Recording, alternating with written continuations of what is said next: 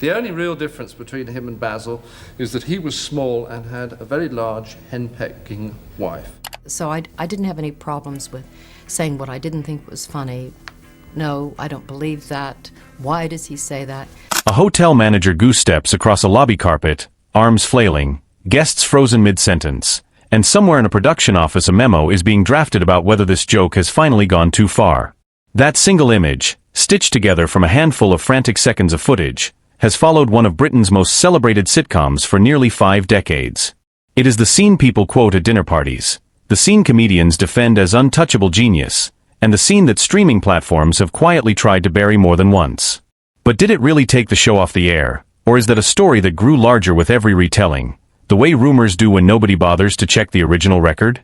To understand what actually happened, we need to go back to a hotel that never should have worked as inspiration for anything, a marriage that turned dysfunction into art, and a joke that was never really about the people everyone assumed it was mocking. By the time Fawlty Towers reached its 6th episode in the first series, John Cleese and his then-wife Connie Booth had already built something unusual for British television. The show followed Basil Fawlty, a hotel owner drowning in his own delusions of grandeur, married to a wife who saw through him completely, assisted by a maid who was quietly the only competent person on the premises, and tormented by a well-meaning Spanish waiter who misunderstood nearly everything said to him. The chaos was tightly scripted, almost mathematically timed, yet it looked like it might collapse at any second. That tension was the entire appeal. Viewers didn't simply laugh at Basil, they winced for him, because his disasters were always self-inflicted, never accidents of fate but consequences of his own arrogance and anxiety colliding in real time. Then came the episode that would define the show's legacy in ways nobody involved could have predicted. Titled simply The Germans, it opens with Basil recovering from a head injury after a mishap involving a moose head mounted on the hotel wall, a setup already absurd before a single German guest checks in. Concussed, disoriented, and terrified of causing offense, Basil delivers an anxious warning to his staff not to bring up the war under any circumstances. Within minutes, predictably, he does exactly that, spiraling into a fevered monologue stitched together from half-remembered history, awkward impressions, and a physical routine that borrowed unmistakably from newsreel footage of Adolf Hitler. It is uncomfortable to watch even now, deliberately so, because Cleese and Booth were not writing a joke about German visitors at all. They were writing a joke about English embarrassment, about a man so consumed by his own anxiety that he becomes the very thing he was desperately trying to avoid resembling. The episode aired in October 1975, and the public reaction split almost immediately along generational and personal lines. Some viewers howled with laughter, recognizing the satire for exactly what it was, a mirror held up to British obsession with a war 3 decades gone, filtered through a character whose arrogance always undercut his own intentions. Others were far less forgiving. Letters arrived at the BBC accusing the show of trivializing a conflict that had cost millions of lives and devastated families still living with the memory in very personal ways.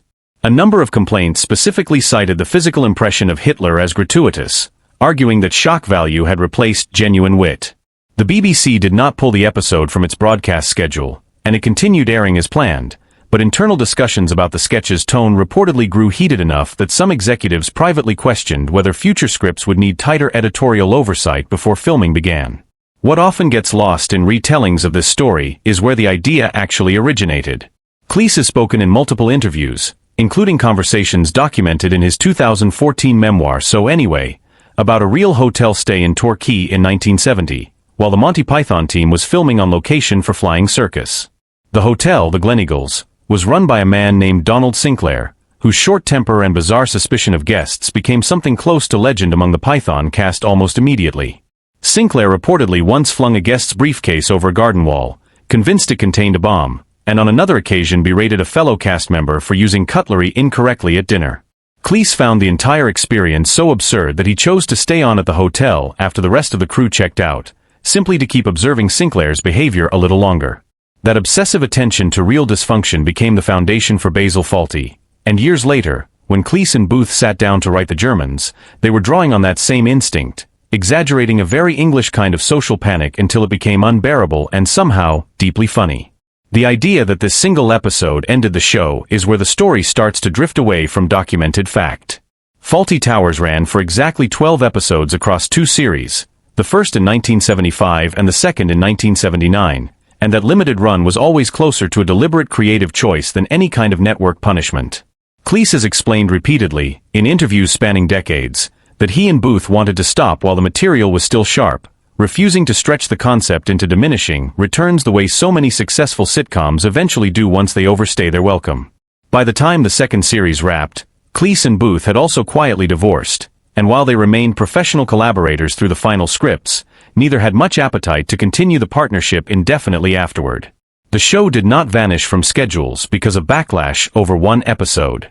It ended because its creators decided 12 tightly crafted episodes were enough, a rare instance of creative restraint in television history that likely contributed to its lasting reputation rather than damaging it in any way.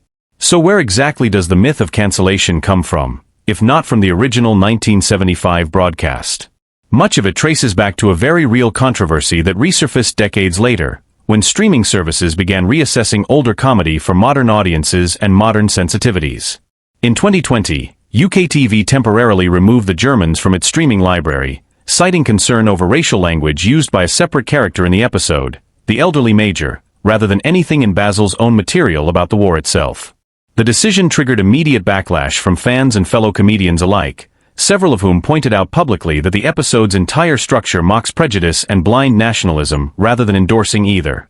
Cleese himself responded in the press, expressing frustration that context was being stripped from a joke explicitly designed to ridicule bigotry rather than celebrate it. Within days, the episode was restored to the platform, now airing with a content warning attached rather than being cut or edited. That brief removal, rather than any original 1970s ban that never actually happened, is very likely the true source of the persistent idea that the show was somehow taken off the air because of this scene. It wasn't cancelled in 1975. It was, for a matter of days in 2020, made harder to access on a single platform, and even that decision was quickly and publicly reversed. Still, the deeper cultural controversy has never fully faded, and perhaps it was never meant to fade at all. Comedy that plays with historical trauma will always divide audiences, and The Germans sits at an uncomfortable intersection of satire and subject matter that many people understandably find painful regardless of the writer's original intent. German audiences themselves have been notably split over the decades. Some commentators and critics have praised the episode's clear targeting of British self-importance rather than German identity, appreciating the joke as being fundamentally about Basil's stupidity rather than anyone else's history. Others have found the imagery of a Nazi salute played for laughs simply too raw to enjoy, especially for viewers with direct family history tied to the war and its aftermath. Both reactions are entirely valid responses to the same 15 minutes of television, and that unresolved tension is arguably why the scene still generates conversation decades after it first aired, long after most sitcom episodes from the same era have faded from public memory entirely. What makes the episode endure isn't shock value alone, though that certainly plays a part in its notoriety. It's the craftsmanship underneath the chaos that keeps drawing people back. Every miscommunication in The Germans builds logically from Basil's head injury and his frantic overcorrection, each beat escalating with the same precise comic engineering that made the rest of the series work so reliably. Cleese's physical performance, disoriented and visibly sweating through every scene, turns Basil into someone the audience pities even while cringing at his behavior. Prunella Scales, playing the sharp and unflappable Sybil, provides the necessary counterweight throughout, watching her husband unravel with a kind of weary disbelief that grounds the absurdity around her. Andrew Sachs, as the endlessly confused waiter Manuel, absorbs the fallout of every miscommunication with a tragic patience that somehow keeps the whole episode from spinning entirely off its axis. None of this happened by accident or improvisation. Cleese has spoken extensively about how meticulously the scripts were structured, sometimes taking months to perfect a single episode, because the humor depended entirely on precision timing. A joke about mounting hysteria only works if the mechanics underneath it are flawless, and that underlying discipline is part of why The Germans survived scrutiny that would have quietly sunk a far less carefully written scene. Nearly 50 years later, the episode remains one of the most referenced moments in British television history, studied in media and comedy courses, dissected in retrospectives, and still occasionally the subject of heated online debate whenever a streaming platform tweaks its content library. It never actually ended Fawlty Towers. If anything, it helps cement the show's reputation as comedy willing to walk right up to the edge of good taste and stare directly at what was underneath.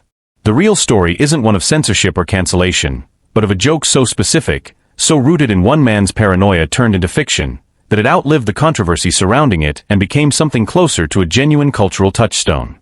Basil Fawlty never learned from his own mistakes, But audiences, in their own strange and lasting way, seem to learn something from watching him make them again and again. Nearly half a century on, that discomfort is still doing exactly what Cleese and Booth originally intended, making people talk, argue, laugh, and occasionally wince, sometimes all within the very same scene.